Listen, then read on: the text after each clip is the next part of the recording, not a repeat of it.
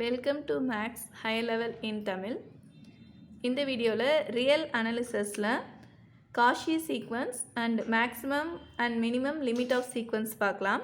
ஏற்கனவே ரியல் அனாலிசிஸில் ஒரு 3 part post பண்ணியிருக்கேன். அதோட கண்டினியூ தான் பார்க்க போகிறோம். இந்த வீக்கோடு நம்ம ரியல் கம்ப்ளீட் பண்ண போகிறோம். ஸோ அந்த 3 பார்ட்டை பார்த்துட்டு இந்த வீடியோ பாருங்கள், உங்களுக்கு யூஸ்ஃபுல்லாக இருக்கும். இந்த வீடியோவில் ஃபஸ்ட்டு லிமிட் ஆஃப் சீக்வன்ஸ் பார்த்துட்டு அப்புறம் காஷி சீக்வன்ஸ் பார்க்கலாம். லிமிட் ஆஃப் சீக்வன்ஸ் ஹெட்டிங்கை பார்த்திங்கன்னா ஃபஸ்ட் மெட்ரிக் ஸ்பேஸ் டிஃபைன் பண்ணியிருப்போம். Next convergent sequence of metric space அதை டிஃபைன் பண்ணிவிட்டு ஃபைனலாக லிமிட் ஆஃப் சீக்வன்ஸ் போயிருப்போம். ஸோ இந்த டாபிக் ரொம்ப ஈஸியான டாபிக் தான். மெட்ரிக் ஸ்பேஸ் டெஃபினிஷன் பார்க்கலாம். இதை M, Dன்னு சொல்லுவோம். இங்கே Dங்கிறது ஒரு ஃபங்க்ஷன். அது எங்கேருந்து எங்கே போகுதுன்னா M × M to Rக்கு போகிற ஒரு ஃபங்க்ஷன். இதுதான் மெட்ரிக் ஸ்பேஸு. இந்த 4 கண்டிஷன் சாட்டிஸ்ஃபை பண்ணால் மெட்ரிக் ஸ்பேஸ்ன்னு சொல்லுவோம். நம்ம இங்கே ரியல் லைனுங்கிறதுனால பாயிண்ட்ஸ் இருக்க மாதிரி எடுத்துக்கலாம். 1 2 3 4. நீங்கள் எக்ஸ் ஒய் ஒரு பாயிண்ட் மாதிரி வச்சுக்கோங்க. எக்ஸுக்கு 1, ஒய்க்கு வேறு நம்பர் அப்படி வச்சுட்டு நீங்கள் டிஸ்டன்ஸ் பேஸ் பண்ணி படிச்சுக்கிட்டிங்கன்னா இந்த டெஃபினிஷன் ஈஸியாக இருக்கும்.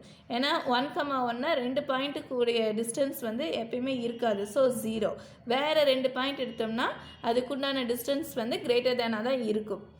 அதே மாதிரி எக்ஸ் டு ஒய் பாயிண்ட் இங்கே 1 to 4 போகிறதும் 4 to 1 வரதும் சேமாக இருக்கும். அதுதான் இந்த தேர்ட் பாயிண்ட். ஃபோர்த் ஒன் பார்த்திங்கன்னா 2 பாயிண்ட் 1 to 4 போகணும். நடுவில் 3ல் ஸ்டாப் ஆகி போகிறோன்னு வச்சுக்கோங்க. 1 to 3 + 3 to 4 அப்படி நீங்கள் போனாலுமே டிஸ்டன்ஸ் ஒரே மாதிரி தான் இருக்கும். சப்போஸ் இங்கே XY ஆக்சிஸில் இங்கே போயிட்டு இப்படி போயிட்டு வந்தீங்கன்னா இது தூரமாக இருக்குது. டைரெக்டாக போகிறத விட 1 to 4 டைரெக்டாக போகிறத விட இங்கே இருந்து இங்கே போயிட்டு இங்கே வர்றது தூரமாக இருக்குது. ஸோ அதை தான் ஃபோர்த் பாயிண்டில் சொல்லியிருக்காங்க. டிஸ்டன்ஸை பேஸ் பண்ணி இந்த டெஃபினிஷன் ஞாபகம் வச்சுக்கோங்க. ரொம்ப காம்ப்ளிகேட்டடாக யோசிக்காதீங்க. ஜஸ்ட்டு டிஸ்டன்ஸை பேஸ் பண்ணுறது தான் இந்த மெட்ரிக் ஸ்பேஸில் ஞாபகம் வச்சுக்கோங்க. இதில் இருக்கிற எக்ஸாம்பிள் தான் நம்மளுக்கு ரொம்ப இம்பார்ட்டன்ஸ். மேக்ஸிமம் இதில் இருக்க எக்ஸாம்பிள்ஸில் ஞாபகம் வச்சுக்கோங்க. இதில் M = R⁴n அப்படின்னும் D of x, y இப்படி நாம் பேசிஸில் டிஃபைன் பண்ணுறாங்க. இதை Euclidean metric or Euclidean space Rnன்னு சொல்லுவாங்க. இதே R1னா டிஸ்டன்ஸ் பிட்வீன் 2 பாயிண்ட் வந்துடும். x, yனா ஒரு ரியல் லைனில் டிஸ்டன்ஸ் பிட்வீனில் வந்துடும். R2னா நாம் ஃபார்முலாவில் யூஸ் பண்ணி போடுவோம். அதே மாதிரி நெக்ஸ்ட் இந்த மாதிரி D of x, y நம்ம டிஃபைன் பண்ணோம்னா அதை டிஸ்க்ரீட் மெட்ரிக் ஸ்பேஸ்னு சொல்லுவோம். நெக்ஸ்ட் பாயிண்ட் ரொம்ப ஈஸி தான். ஒரு மெட்ரிக் ஸ்பேஸ் M, Dன்னு கன்சிடர் பண்ணுறோம். இதில் ஒரு சப்செட் எம்மோட சப்செட் Sன்னு கன்சிடர் பண்ணுறீங்க. இந்த Sலேயுமே இந்த D அந்த மெட்ரிக்கை Mல டிஃபைன் பண்ண மெட்ரிக்கே டிஃபைன் பண்ணால் அது சப்ஸ்பேஸ்ன்னு சொல்லுவாங்க. That is, if M, D is a metric space and if S is subset of M, then S, D is also a metric space with the same metric. இங்கே Mல define பண்ண matric தான் Sலையும் define பண்ணோம்னா we say S is a metric subspace of M அப்படின்னு சொல்லுவாங்க. இதுக்கு ஒரு example தான் இங்கே தந்திருக்கோம். The rational numbers Q is a metric subspace of Rன்னு சொல்லுவாங்க. அதோட matric D of x, y is equal to modulus x minus y.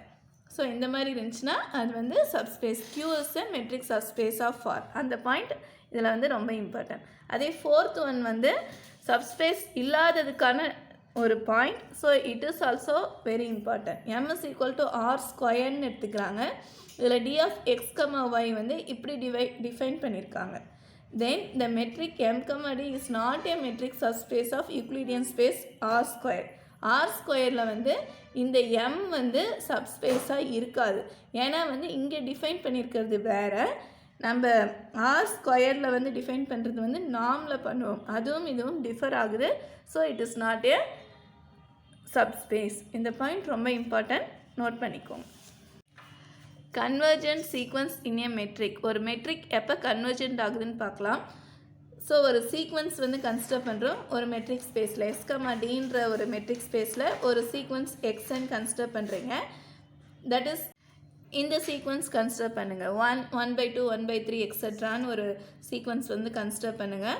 இதில் x1 1, x2 1/2, x3 வந்து 1/3 அப்படி போயிட்டே இருக்கும்.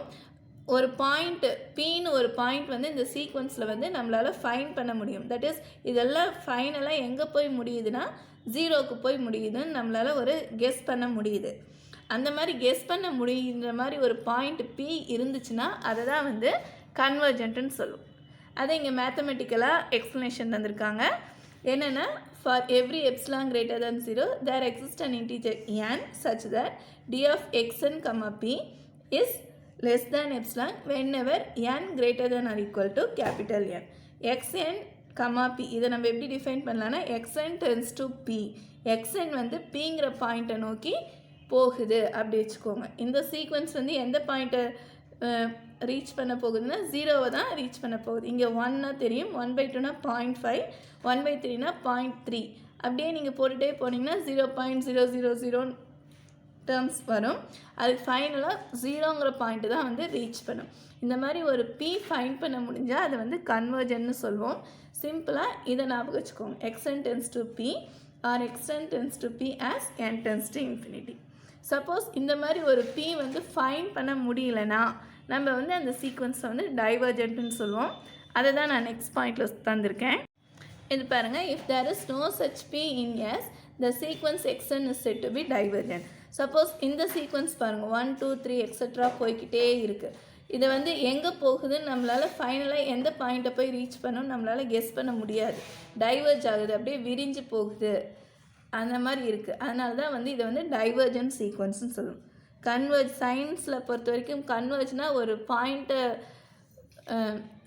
நோக்கி வந்து குவியுதுன்னுவாங்க. டைவர்ஜென்ட்னா விரியுது. லென்ஸில் வந்து படிச்சிருப்போம், லென்ஸ் ரிலேட்டிவாக. ஸோ நீங்கள் அதை ஞாபகம் வச்சுக்கோங்க. கன்வர்ஜென்ட்னா ஒரு பாயிண்ட்டுக்கு எல்லாமே வந்து போய் ரீச் ஆகுது. டைவர்ஜென்ட்னா விரிஞ்சு போகுது, அது வந்து எங்கேயுமே வந்து ரீச் ஆகாது, அப்படியே எக்ஸ்டெண்ட் ஆகி போய்கிட்டே இருக்குது. அதை வந்து ஞாபகம் வச்சுக்கோங்க. ஸோ இதில் ஒரு நோட் இருக்குது, ஜஸ்ட்டு தெரிஞ்சுக்கோங்க. xn tends to p if and only if d of xn comma p tends to 0 in R1. R1ல தான் இந்த இது வந்து tends to 0க்கு போகும். xn tends to p னா d of xn comma p tends to 0வா இருக்கும் in R1. So இந்த space Euclidean space வந்து ஞாபகம் வச்சுக்கோங்க R1ல. Next, in Euclidean space R1 a sequence is called increasing if xn less than or equal to xn plus 1 for all n. இந்த சீக்வன்ஸே பாருங்கள், இதில் இங்கே 1 2 3 எழுதியிருக்கேன் பாருங்கள். இதில் வந்து x2 வந்து 2, x3 வந்து 3 போட்டிருக்கோம். ஸோ 2 இஸ் லெஸ் தேன் 3ஆக இருக்குது. இந்த மாதிரி இருந்துச்சுன்னா இதை வந்து நம்ம வந்து இன்க்ரீஸிங் சீக்வன்ஸ்னு சொல்லுவோம். இன்க்ரீஸ் ஆகிக்கிட்டே போகுது.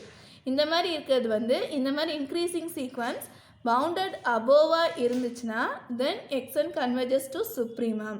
பவுண்டட் அபோவ் பவுண்டட் பிலோ பற்றி ப்ரீவியஸ் வீடியோவில் நான் டீச் பண்ணியிருக்கேன், ரெஃபர் பண்ணிக்கோங்க. இங்கே மேலே 1 2 3 வந்து அன்பவுண்டட் சீக்வன்ஸ்னு சொல்லியிருப்போம். இது வந்து பவுண்டட் அபோவாக இருந்துச்சுன்னா தான் வந்து கன்வர்ஜ் ஆகும். Converge to supremum of its range, supremum x1 x2 etc.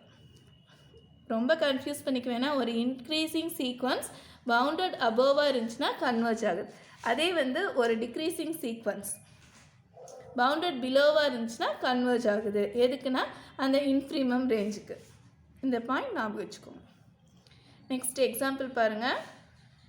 இதுதான் நான் கன்வர்ஜ் முன்னாடியே நான் எக்ஸ்பிளைன் பண்ணிட்டேன். 1/n sequence 1/n converge to 0. Next 2 sequence எடுத்துக்கிறோம், அதோட அடிஷனும் வந்து கன்வர்ஜ் ஆகுது. 2 சீக்வன்ஸ் கன்வர்ஜ் டு 0னா அதோட addition is also converge to 0. Just இதெல்லாம் தெரிஞ்சுக்கோங்க. Next, if 0 less than or equal to cn less than or equal to an for all n if an converge to 0. இந்த மாதிரி ஒரு sequence எடுக்கிறீங்க. இதில் வந்து an வந்து கன்வர்ஜ் டு 0னா அதோட சின்னது cn is also converge to 0. Next limit of a sequence பார்க்க போகிறோம். அதுக்கு முன்னாடி ஒரு தியரம் பார்த்துடலாம். A sequence xn in a metric space s, d can converge to at most one point in S. ஒரு matric ஸ்பேஸில் ஒரு சீக்வன்ஸ் கன்சிடர் பண்ணுறோம். அது கன்வர்ஜ் ஆச்சுன்னா ஒரே ஒரு பாயிண்ட்டுக்கு தான் கன்வர்ஜ் ஆகும். Of a sequence definition, if a sequence xn converges, the unique point to which it converges is called the limit of the sequence. ஒரு சீக்வன்ஸ் கன்வர்ஜ் ஆகும்னு பார்த்துட்டோம். அது வந்து ஒரே ஒரு பாயிண்ட்டுக்கு கன்வர்ஜ் ஆனால் யூனிக், அந்த கன்வர்ஜ் ஆகிற பாயிண்ட் வந்து யூனிக்காக இருந்துச்சுன்னா அந்த பாயிண்ட்டை தான் வந்து லிமிட் ஆஃப் த சீக்வன்ஸ்ன்னு சொல்லுவோம்.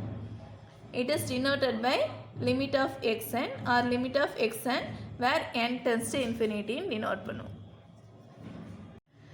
Example, in R1 limit n tends to infinity 1 by n is equal to 0. அந்த கன்வர்ஜில் பார்த்ததே தான், ஒரு சிங்கிள் பாயிண்ட்டுக்கு கன்வர்ஜ் ஆச்சுன்னா அதை தான் வந்து நம்ம லிமிட்டுன்னு டிஃபைன் பண்ணுவோம்.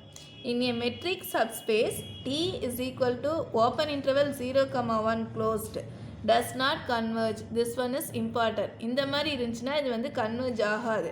ஏன்னா வந்து இதில் பார்த்தீங்கன்னா லிமிட் பாயிண்ட் பார்த்தீங்கன்னா 0 தான். 0 வந்து இங்கே ஓப்பனில் தந்திருக்கனால does not belongs to T. இங்கே என்ன சொல்லியிருக்காங்க, அட்மோஸ்ட் 1 பாயிண்ட் இன் எஸ், அந்த பாயிண்ட் வந்து அந்த செட்குள்ளேயே இருக்கணும். ஆனால் இங்கே வந்து லிமிட் பாயிண்ட் வந்து அந்த செட் டீக்குள்ளே இல்லை. So it is not convergent. இந்த point is very important.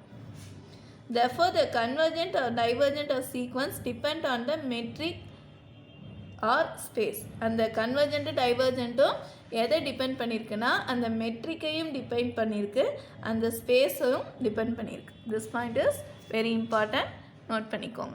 Next ஒரு 3 தியரம் இருக்குது பார்த்தலாம். In a metric space x, d, assume xn tends to p, that is xn converge to p ன்னு எடுத்துக்கிறோம். And let t is equal to x1 etc. x1 be the range of xn, then t is bounded. கன்வர்ஜாக இருந்தால் பவுண்டடாக இருக்கும். Next அந்த p is an adherent point of tன்றாங்க. இந்த adherent point of tனா என்னன்னு next topic topology இன் R, அது வந்து next வீடியோவில் போடுவேன். அதில் வந்து இந்த டெஃபினிஷன் பார்த்துக்கலாம். இங்கே ஜஸ்ட்டு தெரிஞ்சுக்கோங்க, இந்த மாதிரி இருந்துச்சுன்னா xn டென்ஸ் டு பியாக இருந்து ஒரு செட் இப்படி நம்ம டிஃபைன் பண்ணோம்னா இந்த செட் வந்து பவுண்டடாக இருக்கும். நெக்ஸ்ட் இந்த பாயிண்ட் வந்து adherent பாயிண்ட் ஆஃப் டீன்னு சொல்லலாம். செகண்ட் ஒன் பார்த்தீங்கன்னா செகண்ட் தியரம், இந்த பி பார்ட்டோட அப்படியே கான்வர்ஸ் தான்.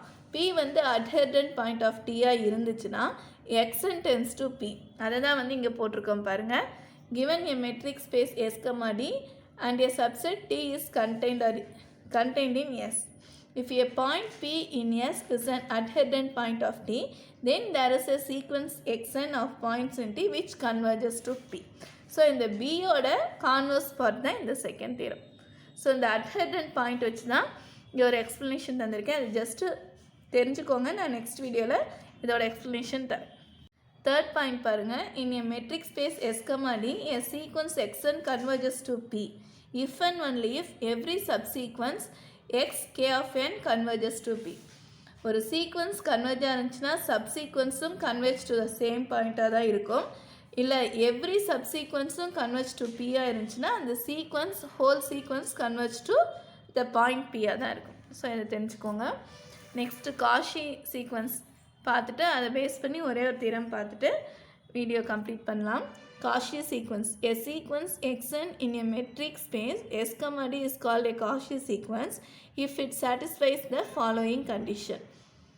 For every epsilon greater than 0, there exists an integer n such that d of xn, xm less than epsilon whenever n is greater than or equal to n and m is greater than or equal to n. அங்கே கன்வர்ஜில் வந்து இங்கே பீன்னு பார்த்துருக்கோம், இங்கே வந்து X எம்ன்னு பார்க்குறோம். So Cauchy சீக்வன்ஸும் கன்வர்ஜும் கம்பைன் பண்ணி படிச்சுக்கோங்க.